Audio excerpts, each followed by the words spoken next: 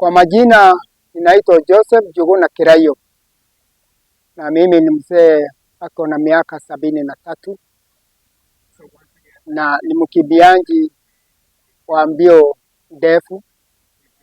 Nakimbia kilomita 5, nakimbia 10, 21 na nimewahi kufanya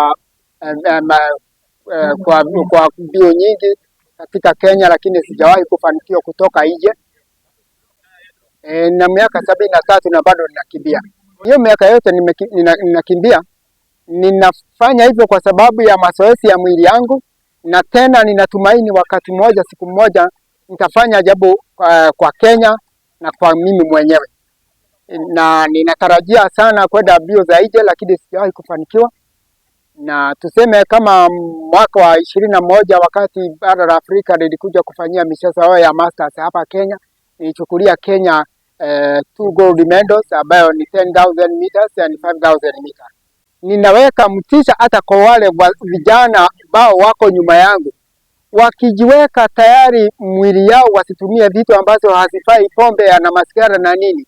Wana wakati mzuri sana wa kuendelea na kufanya mambo makubwa katika maisha yao. Kwa sababu kama wakati wetu kulikuwa na habari ya michezo kama hii ambayo inasaidia watu namna hii, nafikiri ningekuwa habari. Wakati nilikuwa shule nilikuwa mtu nakimbia sana.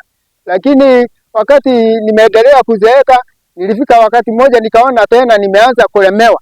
Nikaanza kufanya mazoezi na nilichukua kikombe ya bio kwa Dakaine Marathon 2008.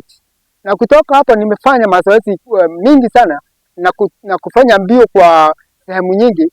Wakati mwingine mimi hupata shilingi zangu 5,000, 10,000 namna hiyo. Kwa hivyo ninafurahia na ninaona mwili wangu unakuwa sawa sawa. Ni yangu kuu nikiwezekana nitoke nchi za nje na niletee sifa Kenya. Hiyo ni watu ambao hawajijui. Kwa sababu hata ukitumia hizo dawa, utatumia kwa muda mfupi ikuharibu. Haitakuwa na maisha kwa mwili yako, kwa mwili yako hakuna maisha mazuri itakuwako. Tena wewe unajiweka nguvu ambayo wewe huko nazo. Kwa hivyo ni vizuri kutumia ile nini ya kawaida. Mwili wako ule unastahili ukae hivyo.